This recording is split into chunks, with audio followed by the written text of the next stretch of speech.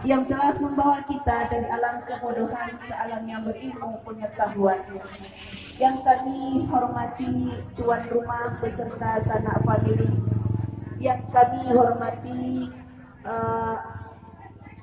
bapak-bapak, ibu-ibu, para undangan, Bintu dari Darah Baru yang telah menghadiri tempat kita kami, dan yang kami hormati para undangan, para ibu-ibu, kaum muslimin dan muslimat rahimakumullah.